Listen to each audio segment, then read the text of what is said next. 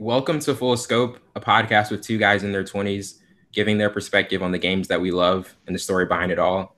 I'm your host, Wellington Burns, along with my counterpart, Savon Morris. How's it going? It's going pretty good, man. Ready to dive in it. Yeah. Well, today we are joined by a special guest, Andrea Meads, a rehab specialist for the WNBA in Chicago, and she was gracious enough to join us for a little bit today. Thank you for being on. Oh, you're welcome. I'm excited. I'm really excited. Well, but before we get into the topics for today, I know you are a rehab specialist. Did you always know that you would have aspirations to kind of be in the healthcare profession, or was it something that kind of gradually grew? I think what happened was I knew I wanted to be around sports. I knew that was a route that I wanted to be around. And then going off into college, I didn't exactly know my major, but the college I went to, they offered athletic training at the major. And so I got into the sports medicine field, did that, and I just loved it. I love doing and everything just because I like seeing people get better. They come off an injury, athletes, their whole world just falls apart. And then, just seeing them go through the process of everything getting better, that's what drew me in to it. And I stuck with it. And now I'm up in Chicago doing it. So, wow. So for the athlete, is it usually more of a hurdle mentally to get over that than physically? Like, is that usually absolutely. Yeah. Absolutely. It's a mental game.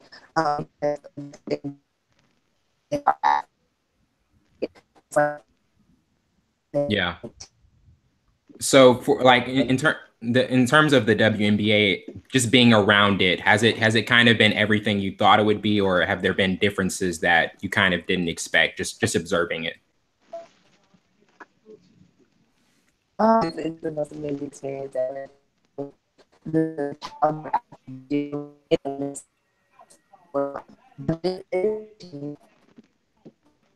See more injury, I guess, and that's how we are on the medical side of everything. It's all funny games till someone gets hurt, and then we get really, really excited because. Also a maintenance game. We don't necessarily want to prepare for the injuries. We want to keep them healthy. So that's our goal too. So it's not just like we're waiting around for someone. It's yeah. Savon, did you have any questions? I do not, man. You stole all the good questions, man. See, I wasn't trying to steal your thunder. Wasn't trying to do that. You always do that, though. It's the daily week thing. Every time we do the podcast, every question that I have, Wellington. Oh, you have any more questions? No, I don't have any more questions, Wellington. You asked them all. All right. Well, we have a lot of topics to get into today, as usual. And to start it off, the Lakers this past Wednesday was reported that they were re-engaged with serious talks with the Spurs and Kawhi. And, now they're in a position, this weekend with free agency starting and the possibility of getting, Kawhi Leonard and LeBron and, maybe even Paul George. All those scenarios are out there. And, with that and how the Spurs still kind of have the leverage with Kawhi being under contract another year. What are your guys' thoughts on if this can actually work out for the Lakers and the possibility of the Spurs just trying to keep Kawhi another year? I'll let you go first. I said you should go ahead. I don't want to see your thunder. Oh no, go for it. I mean, since I always go first, so we gotta mix it up a little bit. Okay. You go first. Yeah. Go ahead. Well, I just think at the end of the day, there's been so much talk. Kawhi wants to go to LA, and LA wants Kawhi. So I feel like that would be the best scenario. They need to get everything in order for that to happen. Right. But I mean, they need to get under the cap space for it. They need to think of the trades, like you asked, what are the Spurs going to get out of this? And I think everything kind of changed over with Lonzo getting hurting his meniscus, so that takes a little bit of things into consideration. Okay, that's no longer a viable option, I guess. And then I just think they need to make the best decision for both teams to get what they want. And Right. the Lakers don't have much to offer as far as like future draft picks or anything like that. So it's like, okay, who are they to give up for it to happen? And most have talks with LeBron and PG. So it's how are they going to get all this done? But I think their first deal is getting what he wants. But I don't know what they're going to give the Spurs for it to be an even trade. What do you think? I mean, but Brandon Ingram's a great prospect. If they can get Brandon Ingram out of this, I think that would be huge. But it would probably have to be a package of Brandon Ingram, Kuzma, Josh Hart, maybe a future first round pick. But I mean, that to me seems like the likely trade if they did do this. No, nothing. I think if they give up Luol Deng too, along with Brandon Ingram, that would be a good selling point. But what do you think, Savon? Who you want the Lakers to give up? It's not who they need to give up; it's who they need to bring back. You have Brandon Lopez and Julius Randle. One is an unrestricted free agent, and Julius Randle is a restricted free agent. So you got to start at home, get those guys back because Julius Randle has impressively improved in his game, raising it from 48 to 58% in shooting and going to 16 points per game. He's like another version of Draymond, almost. You're right. And I think you need that before you even go get the big fish in the claw or LeBron James or even PG. Okay. So those guys you have to get first back. And then you go, I don't think Lonzo is not a good asset. Luol Deng is definitely not a good asset, but he's an expendable piece that they can get rid of to kind of entice the Spurs. But they do have a 2009 first pick and a 2021 first pick that they give up with Lonzo. But I don't think the Spurs want Lonzo as a player or defender. So it's going to be kind of hard for the Spurs to be enticed with what, the Lakers can offer them. But ideally, from a player standpoint, I think, like we said, the call wants to go there. But ideally, I don't think the situation will to work out where you don't think this will work out. He will have to stay a year, prove himself, get back acclimated to the game, and then, go into the free agency, then go to the Lakers. Because the Lakers have time. They do have time, because they are on like a 2-year window. Next year's free agency class is really big, and if this year doesn't work out, next year can work out. I agree, but my thing is Kawhi's not staying a year. No. He's not. He's going somewhere this year. He's not. He's not going. He has to. He has to. He hasn't. He has to. He hasn't played. He literally opted out of playing. He said, "I'm not going to play." It's going to be too toxic if he stays. Stay on. If he leaves, he has to be traded. If they don't get anything that enticed them to trade him, he's out. He can sit out, but he's still not going to play. He's not. Because the Spurs do have the leverage. They Kawhi really doesn't have a say in this, but. He's not going to stay. Yeah. I mean, if nobody gives them something they want, he's going to stay there. He's going to stay. He has to. It's his contract. I mean, like that is a good point, but I mean it's going to be it would be like the equivalent of Kyrie staying in Cleveland last year. That was going to be extremely toxic, and it could have worked out. He would have been a much better option than George Hill in the finals. But how the situation was so toxic, I think that's the same thing that the Spurs are dealing with Kawhi. Yeah, I think that Kawhi definitely needs to leave. That's his goal. That's everyone's goal. I mean, he talked to Papa about it. He wants to not be there. He's openly for him to stay after being so open about wanting to leave. I just don't feel like it's a good for either side of the thing, not the Spurs nor Kawhi himself. So I do understand that he needs to play, but that's what I feel is okay with the Lakers because I mean he's going to play on the Lakers and he's not going to. He can't get like everything, but I think that's where he wants to go. So why are you making it so difficult? I think what's going to be the selling point or whatever. I think everybody just is waiting to see where LeBron goes, and then that will make a lot of other decisions a lot easier. But I mean, we were waiting for Kawhi for a long time now. But don't you think they're going to make, if they did make the move for Kawhi, they would make it before LeBron makes his decision? Because that would kind of ensure that LeBron's coming. They need to do, that's what I'm saying. That's what they need to do. But you also have to find the cast to get. Right. So your team for Kawhi needs to be smart enough, have enough room to still get LeBron and not lose too much quote unquote talent on the Lakers. And also get, be a viable team that's not just going to be LeBron and Kawhi, if that's the duo, or Kawhi and whoever. He needs to have a team behind him that's still going to be there and also make it beneficial for both sides. I think we're missing the point. It's a business. It's a money marketing business. The best fit for Kawhi on paper and ideally will be the Celtics, because the Celtics have so much to give away. They have so much to give away. Jaylen Brown, they can get rid of Marcus Smart because he's an unrestricted free agent. Get rid of Kawhi's not going to stay long term for the Celtics. Like, they know that. So it's almost like a lose situation. Ideal. It's still a lose-lose situation, because if the Spurs don't get anything that they want, they're gonna keep him on ice until he's unrestricted in 2019. That's the ideal point. We're thinking, okay, he wants to play with the Lakers. It doesn't matter what he wants, to be honest. It's a business. He has a contract. If the Lakers put together, yeah.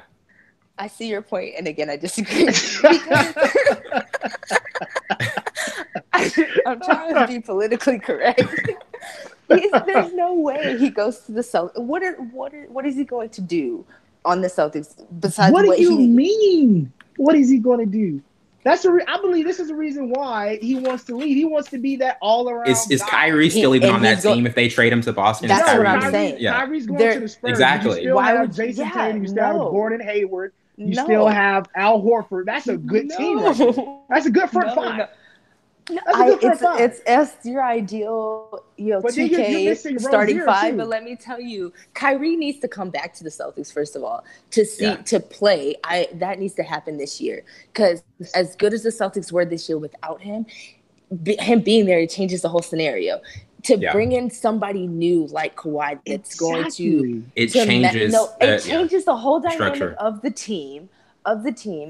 As well as he doesn't want to be there. Look, either way, you just said it. If Kyrie comes back, he's not completely healthy. You get rid of him. You bring in Kawhi, who can play with anybody. You're just going to get rid of him? You're just going to get rid of him? Kyrie is Kyrie for the claw is a good trade. Yeah, but Kyrie's one of the best. He's one of the best point guards in the league. You get the best defender. You get the best defender in a guy who can shoot the short jumper and finish at the rim. But we don't know if he's going to stay there long term. We don't know if he's going to stay there long term. That's a waste of time. It's a waste of time for Kyrie, because Kyrie wants to go to the New York Knicks. He doesn't want to stay long term. So both situations are lose-lose, because Kyrie's contract is up after this year, and we don't know if he's completely healthy. Boom goes dynamite. Oh yeah. Wow. Oh, yeah. I didn't expect the fireworks to go off that quickly, but hey, I mean they've already went off. Oh, come on. I see your point. I'm not gonna, I'm not gonna agree. But this is the thing. Like, if Kawhi stays there, as much as he can be one of the top 5, players in the league when healthy, he doesn't want to stay there long term. So the Spurs are any team that gets him outside of the Lakers, it's going to be pretty much a 1-year rental. Like, that's the situation that they're going to be in. And that's what I'm saying. Why waste a whole year when you can go to the team that both the Lakers and Kawhi will be good for, and then have this year to build. Like I said, he hasn't played for a year, so why go to a team to get back all of his everything, his conditioning, his playing on a team, to waste time? We're missing season. The point. Because the money. Okay. Look. So I'm gonna finish it off, Wellington. Okay, I'm gonna finish it off. So not Kawhi. Yeah. The Claw. I'm gonna call him the Claw. Everybody's calling me everybody else. The Claw has been out for an entire year, correct? For no reason, but okay. He can't get the big contract until he proves himself with either team. So if he goes to the Lakers, he still has to prove himself in that year to get the big contract that he's seeking for. So if he goes to another team, proves that he still can play, he still can opt out and go to another team that he wants to play. Like I said, the Lakers have time. If they don't get him now, they can get him later. They still have Klay Thompson coming in. They still have other people coming into the free agency pool. So they have I think by then there's going to be so much happening. He's going to get lost in the shuffle of everything. It's a huge free agency class next year. When the free agency class of next year is going to be insane. All these people signing these 1-year deals and then all of these people coming out of their contract, he's going to get lost in the shuffle. He might as well go where he needs to go now and grow there. Then that's my opinion. But ideally, it's not going to work out because the Spurs still have, his contract, and if they don't get anybody they want, then it's going to be crazy. Okay. But okay. Good job, guys. That was a good one. I like that. I'm having fun. Well, Magic Johnson this past Wednesday, he was talking about how he feels like there's no pressure on him for the next years, and that the Lakers, that if he wasn't able to deliver a free agent or another free agent next offseason, he would leave. Like Jeannie Buss wouldn't have to fire him. He said like he would do it himself. How much pressure do you think is on the Lakers this particular offseason? Because like, as you were saying, Andrea, like Kawhi, it's the best scenario for him to go here if this is where he wants to stay long term, compared to just a situation where he's just going to be there probably a year. Yeah, I don't feel like Magic needs to have any pressure on him. I guess I think that you're going to see where the cards fall with that. But like we said in the lesson, there's so much happening this season and next season. You're going to get somebody good. Right. So it's like, I feel like that's why he doesn't feel any pressure. But, and I don't feel like he's the type of person that's like, okay, put a a timeline on this or put a anything on this to apply pressure. He's going to get something good either way. All these people wanting to go to LA, he has the space for it, the team for it. I don't know. That I'm like what I'm indifferent about. It doesn't really seem as though the pressure of this offseason is as big as next year's, because even if they only get, let's just say they get LeBron and they don't get Kawhi or Paul George, next year they would still have. I mean, the free agency class is a lot bigger. Yeah, it's a lot bigger. You can acquire somebody else. So, Savon, do you feel like there really isn't a lot of pressure as well? I hate to be the negative Nancy, but I think it's an extremely lot of pressure on Magic Johnson as what he's trying to elude. Because, like I said, you have guys that are already free agents right now. Your team is a young team, but you have to steer it in towards it to be a championship team. You have pressure from the fans. You have pressure from the players themselves. You have people going against each other, Kyle Kuzma, Lonzo Ball, and then you waste your pick on a guy whose shot is, oh, God. I hated that pick when they picked Lonzo Ball. It was a terrible pick because he's a normal point guard. That's not what you needed. When he made that, he's an underrated defender. He's an underrated defender. Don't give me it. And then he just got hurt with his meniscus. He's dropping dish records instead of working on his shot game. The pressure is on. You have time, but the pressure is on from the fans, from alums, from the whole organization, because you have been in multiple NBA finals, multiple championships, and now you've been rebuilding for the last 4 or 5 years while Kobe was there. The pressure is on. You have to sign guys. You have to get guys who can come and make an immediate impact for your squad. But it's a 2-year window. It's a 2-year window. Yeah. So I mean, like that would make this year not really that. 2 years. So you're saying whoever they pick in the free agency can be the Golden State Warriors, can be the Houston Rockets, can be a young and healthy Celtics team. 2-year window doesn't mean anything if you don't win basketball games. The time is now. You have to compete now. And you have a young team who's already about to finish the process in the 76ers. So it's pressure. Oh, the foot is on the neck. It's pressure, man.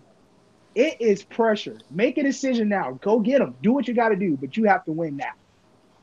So you think it would be a loss if they couldn't get both Kawhi and LeBron? Yes. Oh, they need big names this year. Yeah. This year, they cannot take any L's on that. Yeah. They have to land one or the other. Or let's just say they don't get Paul George. Like if they don't get Paul George, but they get Kawhi and LeBron. I don't think they're going to get all three. It's not enough. It's not enough. Honestly, I don't think they're going to get all three. But the universe can prove me wrong.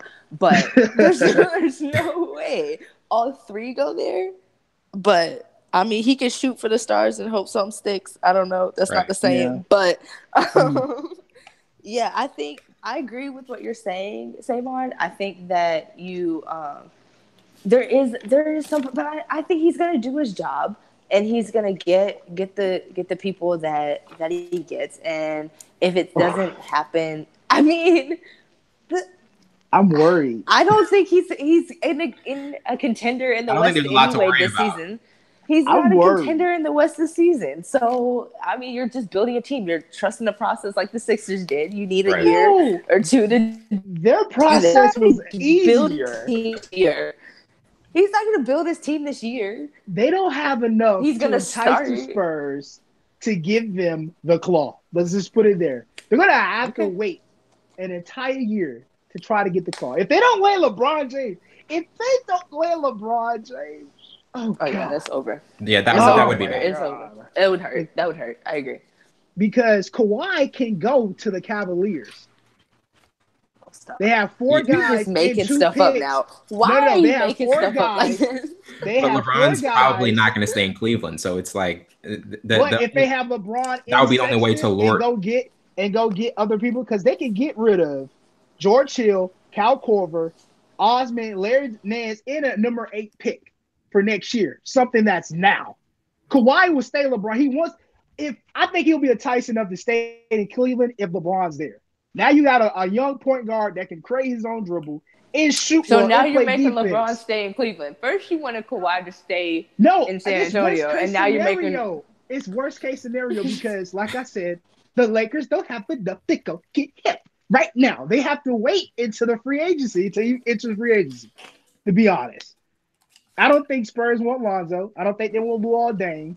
He's not an asset. But yeah, he has an expiring contract. They're not going to want to take that on. So I don't think Luol Deng is going to be involved in that trade. That's what's going to help them get their cap space. Right. When he's gone, they're going to have the cap space to get 2 of the 3 big names that are in this year's class. But people have to want Luol Deng in that fix.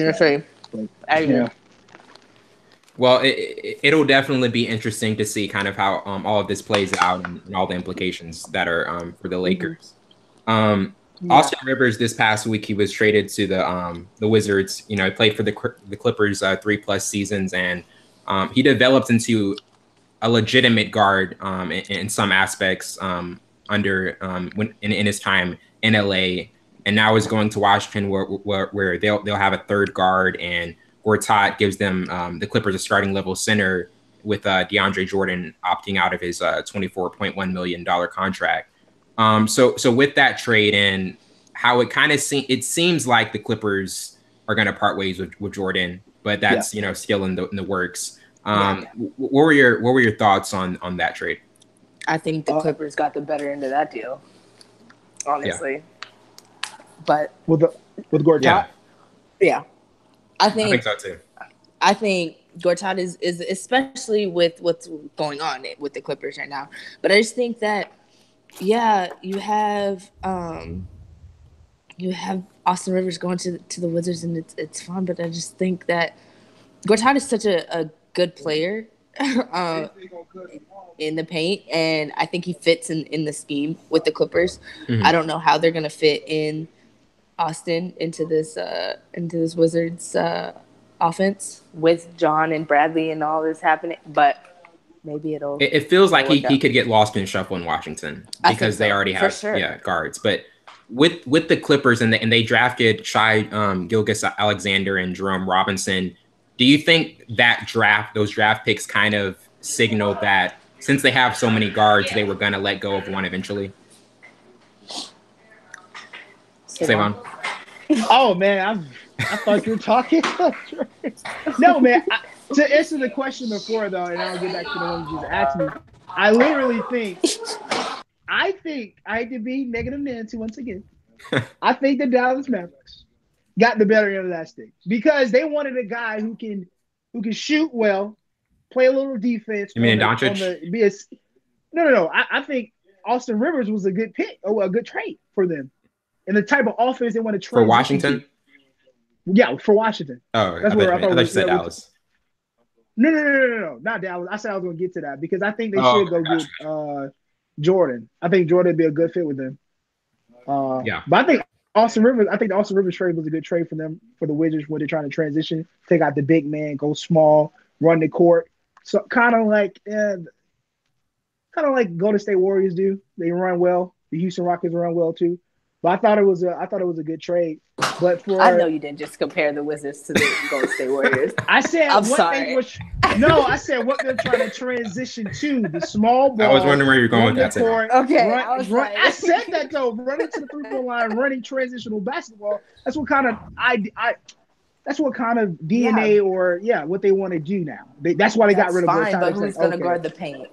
They can run all day long and twice on Sunday, but who's going to guard the paint for them? Yeah, they lost their rim protector. They literally lost a rebounder. They could get they could get another guy. It's a lot of guys. Clint Capella is available. We just spent 20 minutes arguing on the trades and thing. You're just thinking they can just get another guy. Yeah, because his big men are available in the free agency right now. They can get another big guy.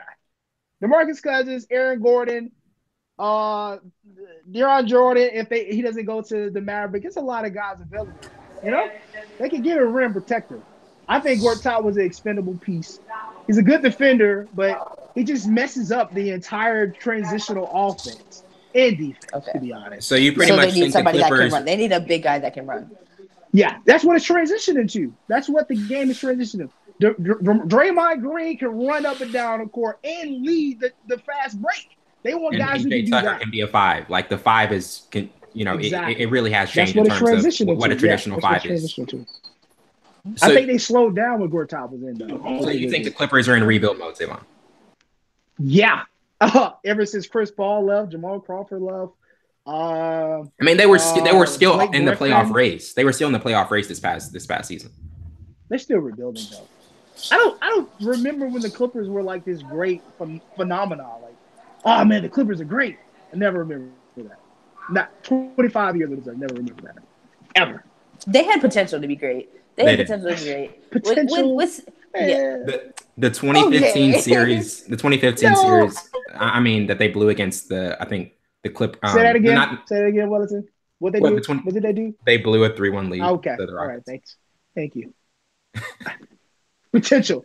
I'm just saying that year they were extremely close. I've been a negative Nancy. I apologize. So in terms of Dallas and their potential of getting a center, DeAndre Jordan's available, DeMarcus Cousins, even after his career-threatening injury, and now he's probably going to be in a prove-it deal 2 or 3 years if he stays with the Pelicans, where they're not going to offer him the max. And I think a great option is Clint Capella. I think he would be ideal. But who do you think out of like? You don't think they should for DeAndre, or is this like I know?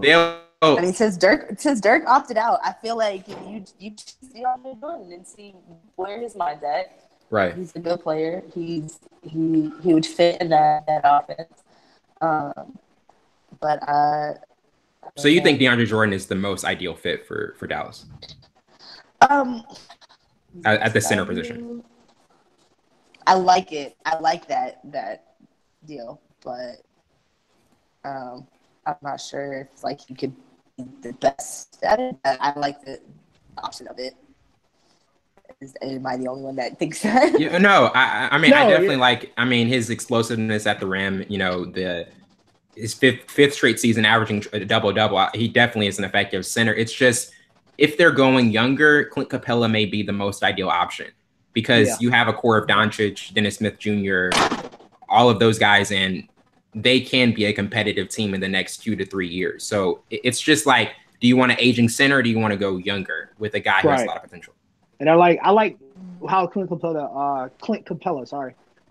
does the pick and roll. I just don't know if Houston's going to give him up, though. I don't think they'll give him up. Yeah, I don't think so. So the next best option is going to be Jordan or DeMarcus Cousins.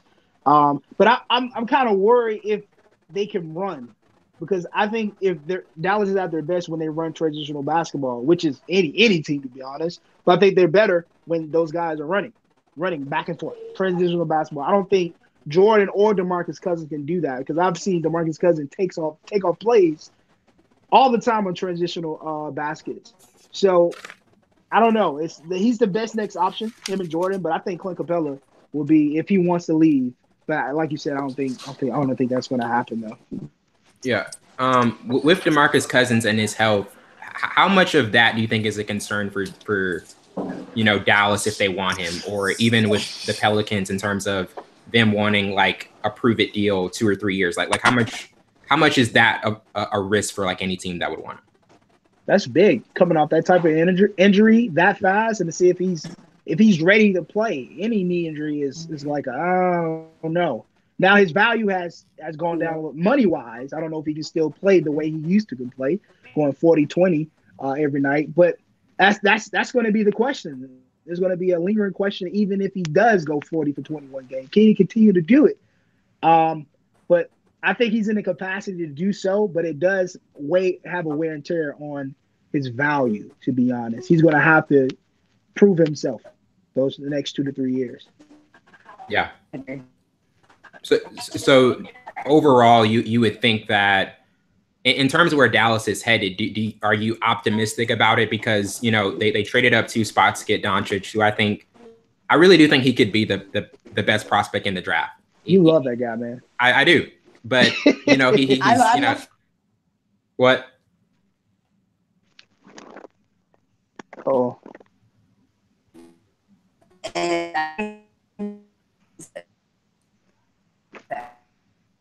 Oh.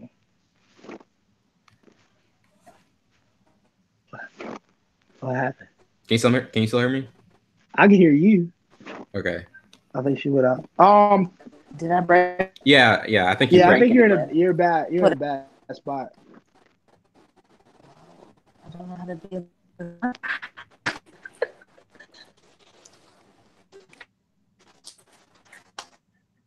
I'm all over Chicago.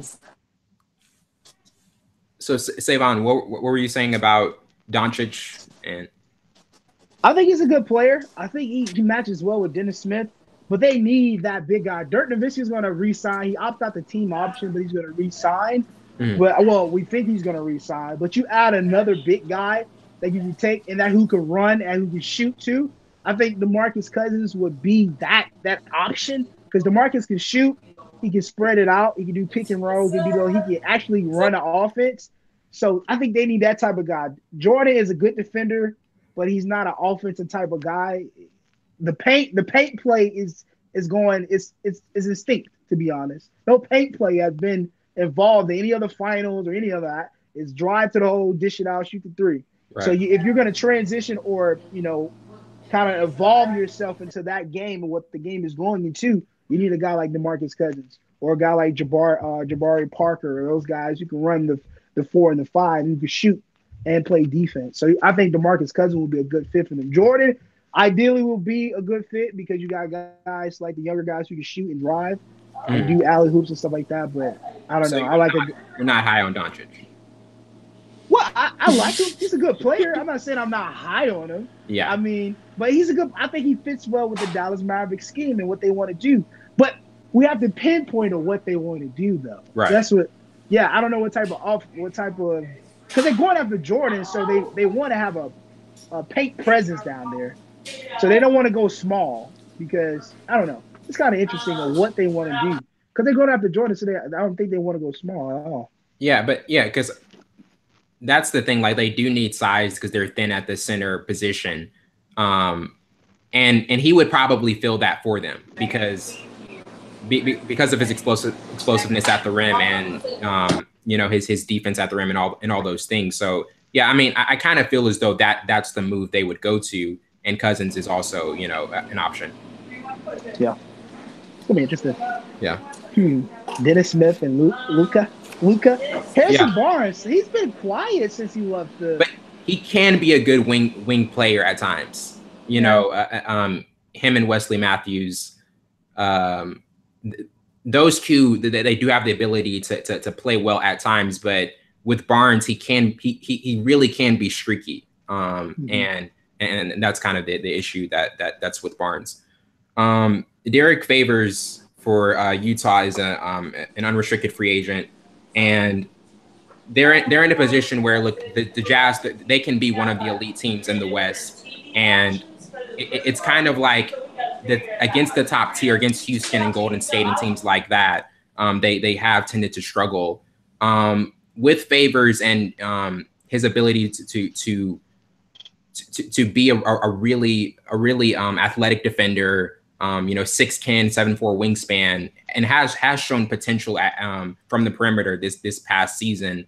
Do you feel as though that he would be a good option to stay with, or? The Jazz keep him. The Jazz need to keep him.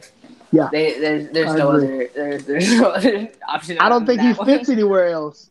Like where's he gonna go? Right. Yeah. Like, because what we said, with the game is transitioning into guys who can shoot threes. Everybody can shoot threes. Back in the day, it was taboo if not a point guard, power forward or center shot a three. It was like, oh, wow, why didn't he shoot that? But they made it. So now it's transitioning to, he improved, but he's still not that guy who can spread out and shoot that. He knows his scheme there. He needs to stay there. I think he resigns because he wants to test the waters, but nobody wants it. Just the Jazz. Yeah. Hakapui. Stay with the Jazz, baby. Stay with the Jazz. Sit my down. Stay with the Jazz, baby. So play that saxophone. So with Utah, do you feel as though they're going to continue to be a kind of a team that's in the middle tier, teetering on the top tier, or do you think they still want to build with Donovan Mitchell? See how this season goes, and next year probably make a big push for a free agent. Like, is that kind of how you envision their process for the next couple of years? Yes. I think they should go after Klay Thompson next year. They need a guy who can shoot consistently 3 shots. They have everything else. You have a shot blocker, a power forward who can hold a 4. He can hold anybody. He showed that when they played in the playoffs. Derrick Favors, I'm talking about. But you did say Klay could be a good fit with Philly too. He could be a good fit with anybody. Yeah. Klay Thompson can shine on any team. I think he doesn't get the recognition he needs or deserves because he's on the Warriors. So if Klay goes, I think Klay leaves. If I'm a Klay, I'm like, all right, I got like 3 championships with y'all, baby. I'm out of here. I got to be who I need to be. I want to be Kyrie. Kyrie did it. Well, I can't do it. Like, I think that's the mindset these guys are having. Like, okay, I kind of channeled myself for this type of game. Now I want to be an all-around player. Klay can't be an all-around player with the Warriors. But I think he goes to Utah or goes to the 76ers. I think he opts out and goes somewhere else, to be honest. So you think that's how the Big Four will break up? You don't think it will be Draymond? You feel as though Klay... Oh, Draymond loves Warriors. Draymond's staying. He's staying there. Yeah, Draymond loves it.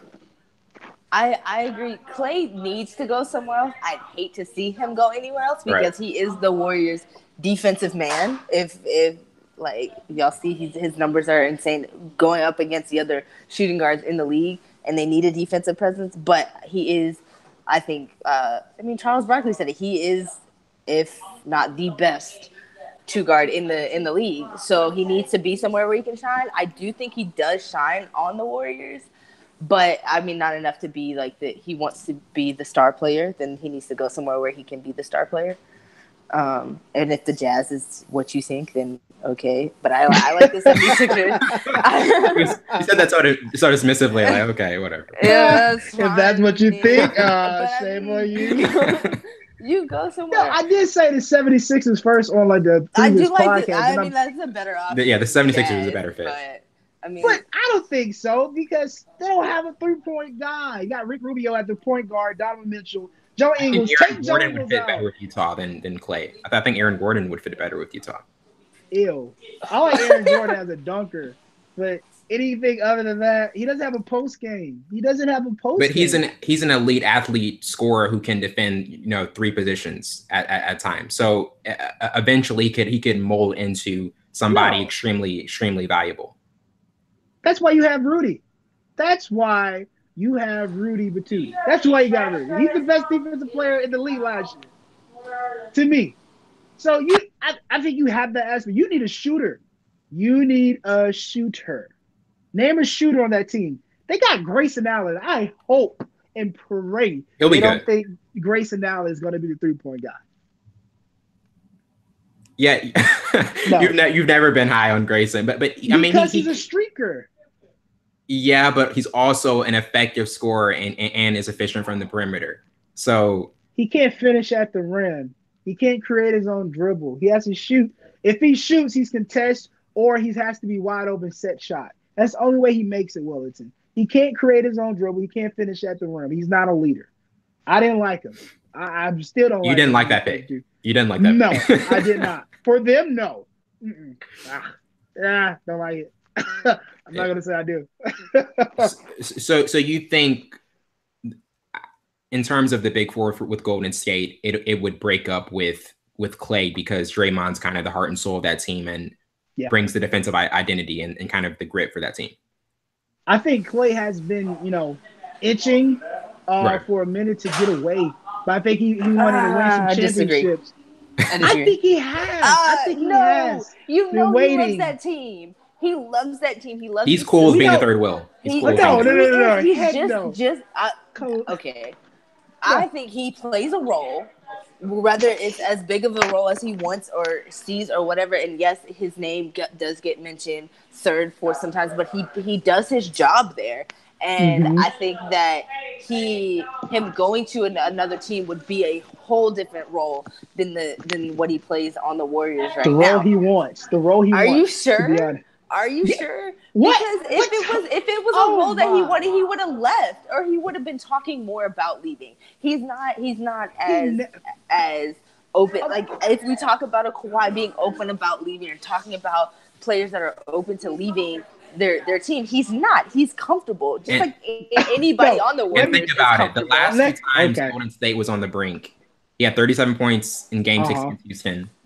He had that huge game in Game 6 against OKC. When he's needed, he's extremely valuable. And it's kept him. Yeah. I'm about to crush all that. First of all, let me talk so I can disagree. The Claw never said that. He only said something because he felt like they didn't handle his injury well. As a team, as he's a valuable piece, you could have handled that differently. That's why he expressed, I'm gone. I don't want to stay here. And so the fact about Klay, Klay wants to be the man somewhere else. I know you say he's a role player. What player in the NBA wants to be a role player? Kevin Durant left because he wanted rings. Kevin Durant left because he wanted rings. Before Kevin Durant was there, I think Klay would have left. But he said, KD's coming? We got a championship for real. I disagree. Off rip. But I think Klay wants to be that guy. He needs to be that guy. He can be that guy.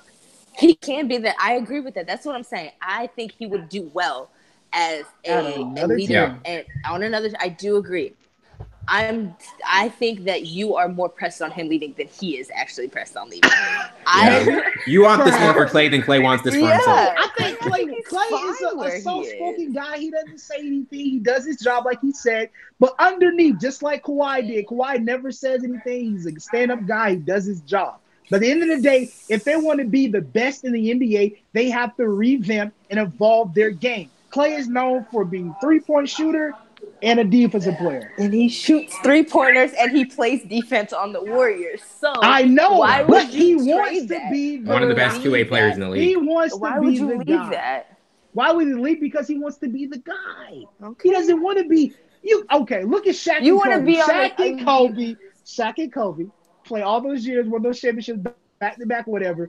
But then they broke up because they had differences and Kobe snitched. But so make another. You try to make things fit. You can't fit a square peg into a circle hole. You gotta understand that this man is fitting on a team that's winning. winning. Exactly. But I think Clay wants to be the guy, though. I think he will really consider. He will really consider next year. There's some of the Golden State. But they still have to some of the most pay everybody, unselfish though. guys. They still have to pay everybody. That's They another. do. Draymond's contract in 2 years. They do. Clay's up. Kevin Durant's is up. You already got Steph. You got That other would guys. be the only. I would agree with that. He leaves. He leaves if they don't pay him. I think that he leaves if they don't pay him. But I'm saying if the Warriors are smart, they pay him because he is the player that they need. Who's going to step in and beat Klay Thompson though? I don't think it's not about them not paying him. They may not have the capacity to pay him. They got. I know KD. KD took a pay cut last year. He's going to take one again. But it's going to be hard to pay all those guys when the time comes. I'd rather him leave now, be the guy. Show to everybody, hey, I'm going to leave like LeBron James, pick up my purse. I feel like this is the same argument we had with Kawhi. It is. I have to be consistent. You want Klay to leave. I do. No, I want Kawhi to leave, but I want him to leave in the right fashion. Okay. And the same with Klay. Nah, Klay deserves it. Klay deserves it. He smiles and all the altercations. He's a guy deserves to be the head. He doesn't deserve to be where mentioned after Curry or after Durant or after Draymond. Right. He doesn't deserve that. I agree, but I think he fits. He fits. I think all of the Warriors fit. He doesn't want to fit anymore. He just want to stand out. He just want to be flamboyant. Like, but would you stand out on a crappy team? Would you stand out on a crappy team or still get mentioned on a good team? Because he still gets mentioned. First of all, what? The team he goes to won't be crappy. The 76 and the Utah Jazz. Oh my. Okay. Oh my. He's not gonna go to a crappy team. He's gonna go to a team where he knows he can still win. But be the guy. He can be the guy. Are they gonna win rings though? This man has been in the okay. All 76 was close. Ben Simmons are gonna win a ring. Are gonna win a ring for the man who's just been in the championship He's still game in his prime though. Okay.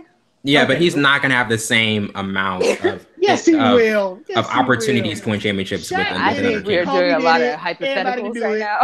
I just feel like Klay's the guy you just walk up and hug him because you know he needs it. I know. He's just underneath. It's like, let me out. I just want to move my arms. Like they taking pictures together, like close together. Like he can't move. He just want to be flamboyant. He just want to move his arms. China Klay is very flamboyant. Yeah. China Klay is very flamboyant. No, he just want to vogue a little bit. I just think he wants to just let loose.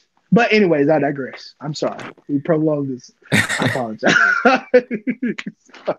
And another free agent that I didn't mention in terms of the list of topics, but Marcus Smart.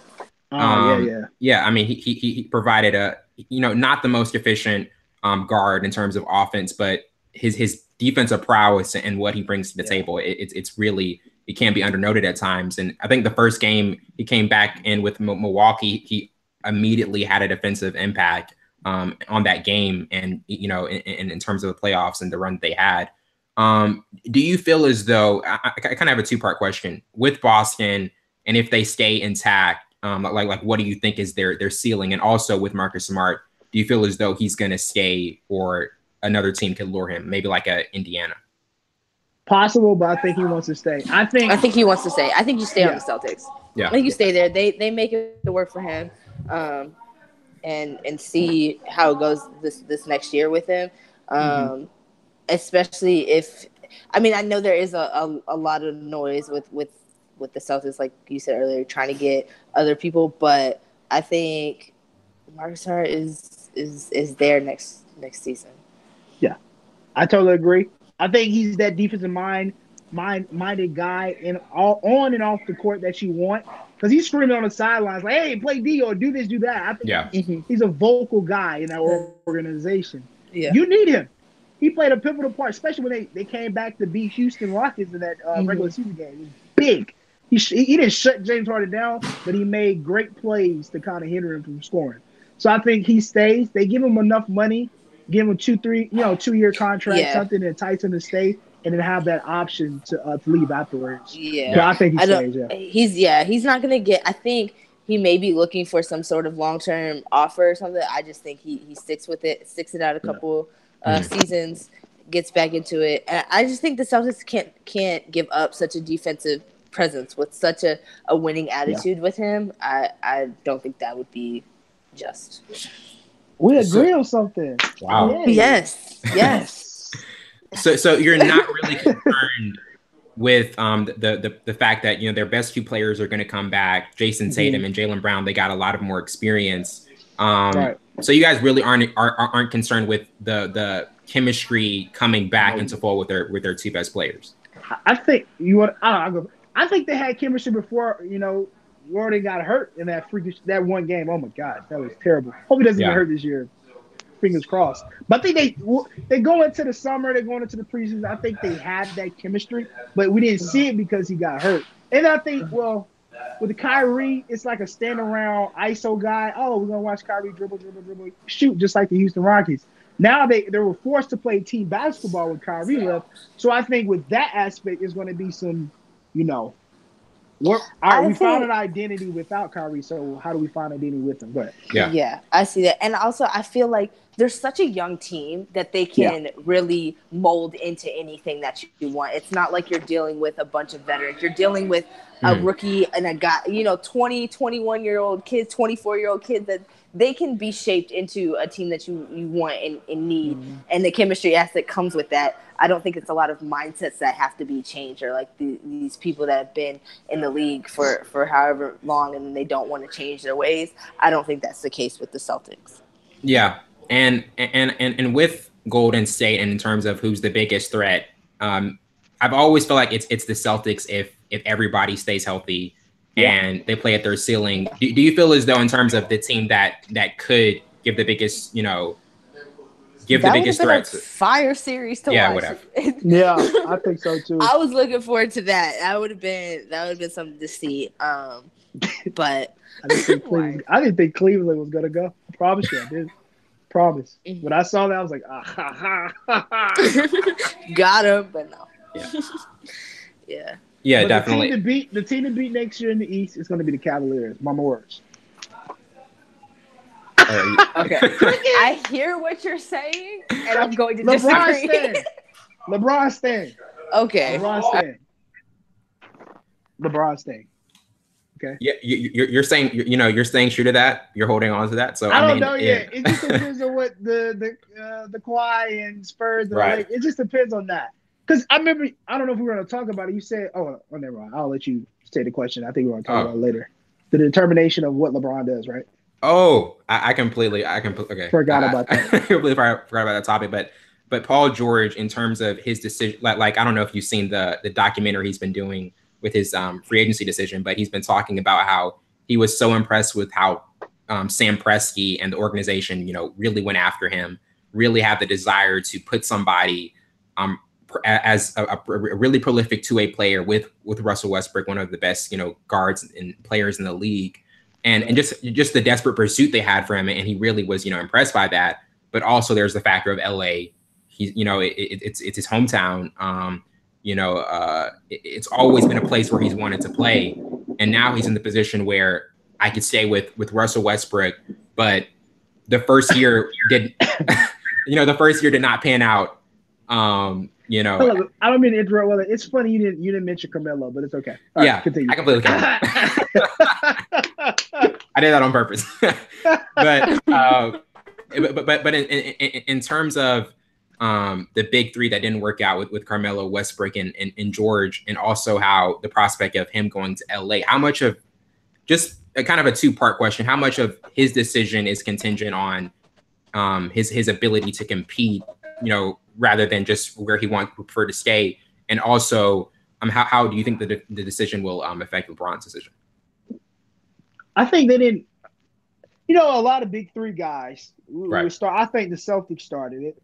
And then, you know, LeBron James famously taking my talents to Miami Beach. I think those guys had success, even though one won the first season and then the other, you know, lost in the NBA Finals. I think they were successful because those guys had different mindsets than Westwood, PG-13, and Carmelo. Carmelo was the bad seed. Now, in that three options, you can't have one bad seed. Everybody has to be on the same level.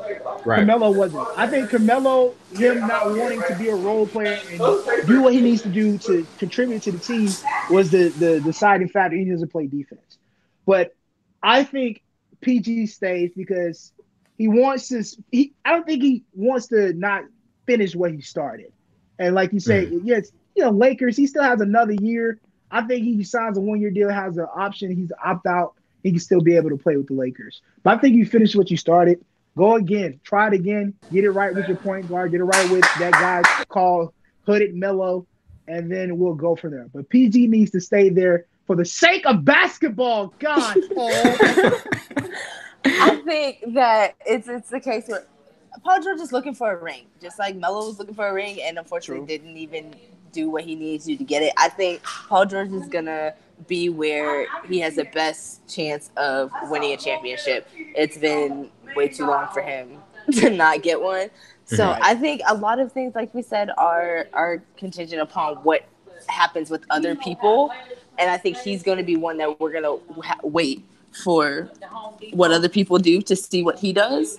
But, I mean, I agree. I think it would be nice for him to stay with Russ and see, what they can do together, because it was going to be – everybody was looking forward to that. Everybody was looking forward to those three playing together. Yeah. And it just kind of seemed a little bit disappointing. But I think if you take other things into consideration and other factors, it could be a really good team that they put together. It just has to all flow the way it's supposed to. But I like him staying, but I also like where else is he gonna go?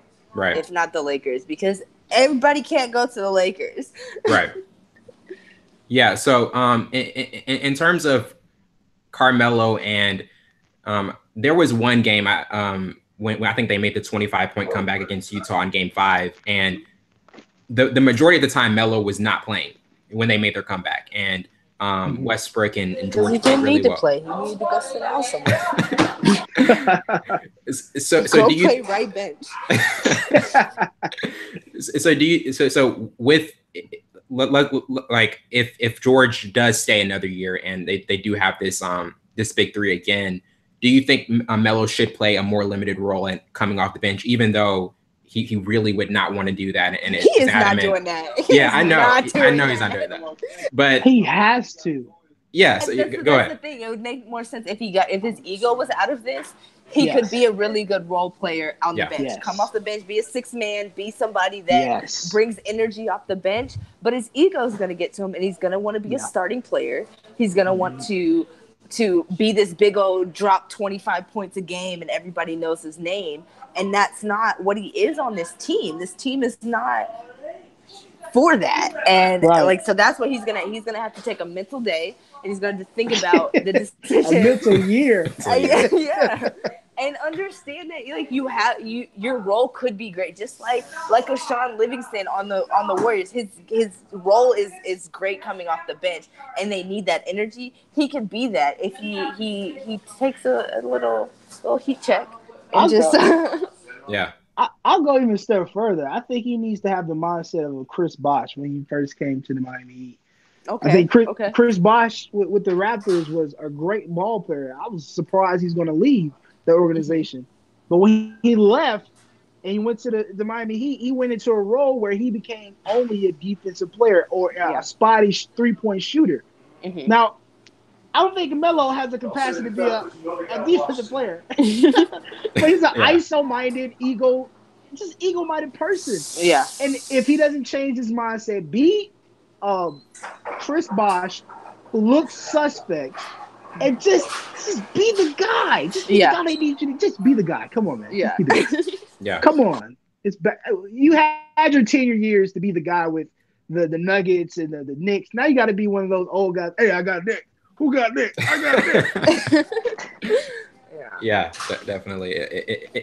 It really does seem as though that would be the best option, but it's not really one he's going to be willing to do. And like you said, he's not going to be for it and not have any interest in doing it at all. Yeah, I think he pulls like what D-Wade did in 2010. He just stays another year and sees what happens with the team. And D-Wade got great players out of that move. Yeah. So we see. Becky, our last topic for today, Becky Hammons, she was this past I'm for that.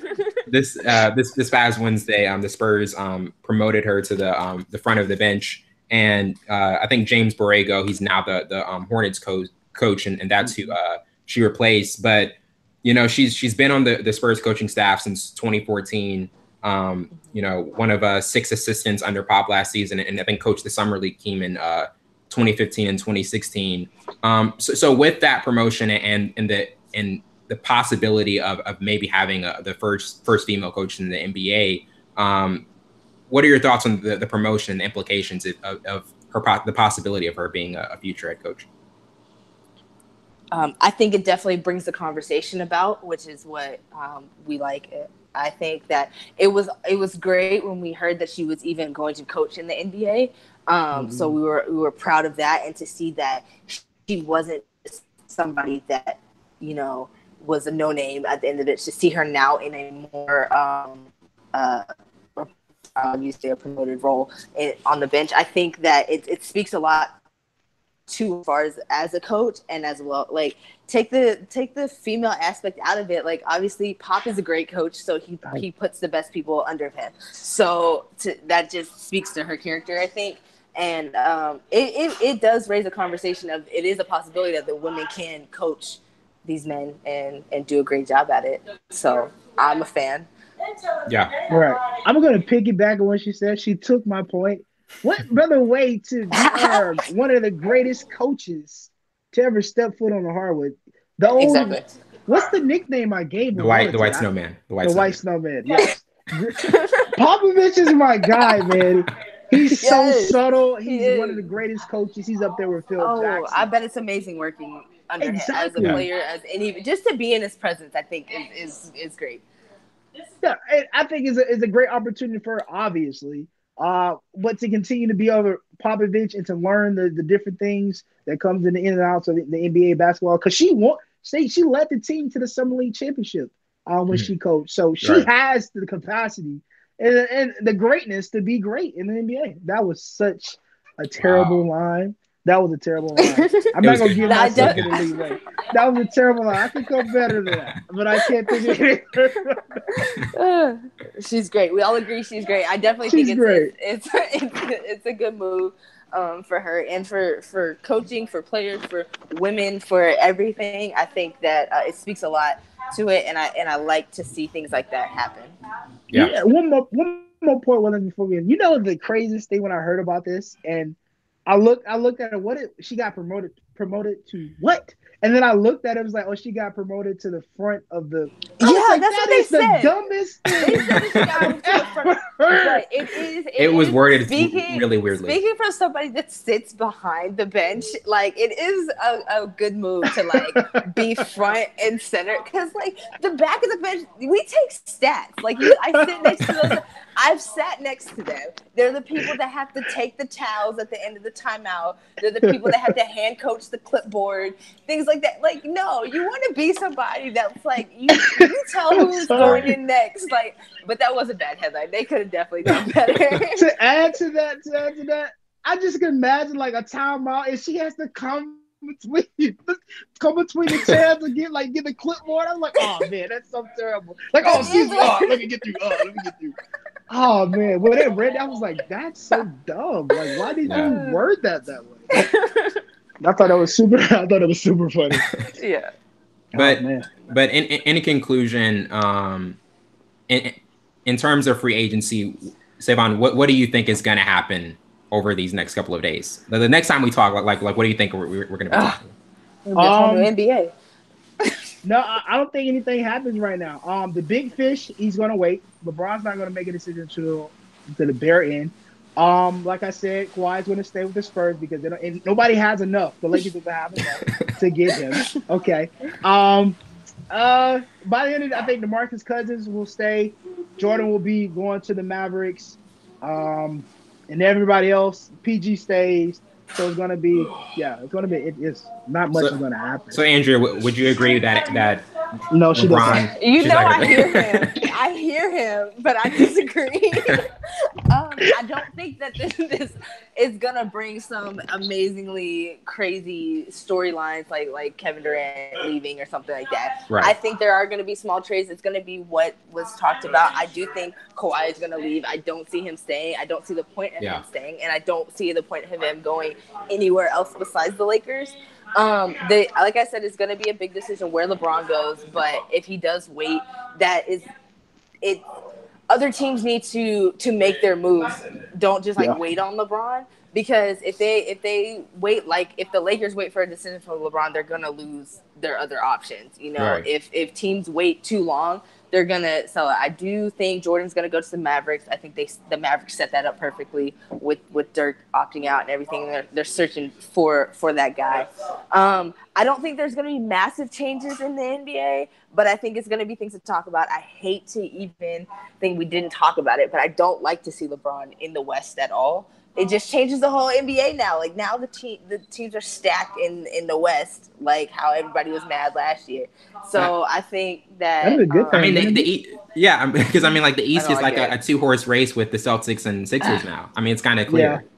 Yeah, you can't. Well, do you think it hurts his chances? Well, it definitely puts the final streak at major risk. Is that kind of the biggest reason you don't like him being in the West?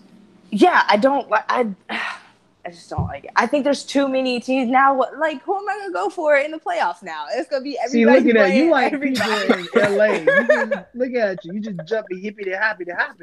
But we forgot about one player who's who did I forget about? Restricted free agent, Chris Paul. Okay, who do you? just... We forgot about Chris. Okay, but he's staying. He's sitting tight. Is Clint Capella gonna stay? Come on. I think so. I think so. I think the Rockets were good. The Rockets took the Warriors to 7 games. Trevor Ariza too. Trevor Ariza. He can move. I could see him. And they can get somebody for him now. Yeah. Just like you were saying, who'd you just say could easily go somewhere and be replaced? Like if people can go somewhere and be replaced, I think they can find their big guys. I think they had a well year. But you know, they might do something crazy. That's funny. Wellington. Chris Paul was healthy. Chris Paul was healthy. Like they. I didn't bet. I was like, yeah, he can leave. Nah, Trevor can leave. Whatever. Yeah. Why you want me to? You could get something for him though. I mean, you could. Yeah, you definitely could. But he's unrestricted free agent, so I mean, they either sign him or they don't sign him. But I thought it was interesting. Those role players. We just talking about role players, but. You know, role players make championship teams go around. Right. So now Trevor Ariza, all these other guys, Julius Randle, Brook Lopez, all those guys, they're, free agents now. So, but Savon, if we don't think it's going to happen, but if the Lakers were able to pull off Kawhi, LeBron, Paul George, it would be a league altering move. But what would be your initial thoughts of it if it happened? What about their bench? Yeah, that's my initial thought. Because those guys, we've seen what LeBron does when he plays 48 minutes. He can do it, but he's gassed. So They need a bench. What about the bench? What about the role players? All the great teams have role players. Chicago, Detroit. When Detroit had, they had the best front five. Said Chicago. I'm in Chicago, and I don't even use Chicago as a reference. No, I'm talking about they had a bench when Michael Jordan played there. You know what I'm saying? I'm just saying great teams had role players. Okay. Warriors have role players. Sean Livingston, Iguodala. You know what I'm saying? I see your point. New people. Yeah. Well, it really was a pleasure having you on, Andrea. Thanks. Yeah, hooray! No, this was good. This was fun. Yeah, we definitely have to do it again when you have the chance. Savon, any last thoughts? Good debating, man. It was good. Yeah. Even though this was definitely good. I'll be happy to do it whenever. Yeah, Kawhi's not leaving. Yes. Oh God. Not this so year, next time we talk about this, we gonna have a whole new. Oh yeah, we're gonna have a whole entire discussion about it. Well, that wraps it up for today. I'm your host, Wellington Burns, along with my counterpart, Savon Morris. This has been Full Scope. See you later.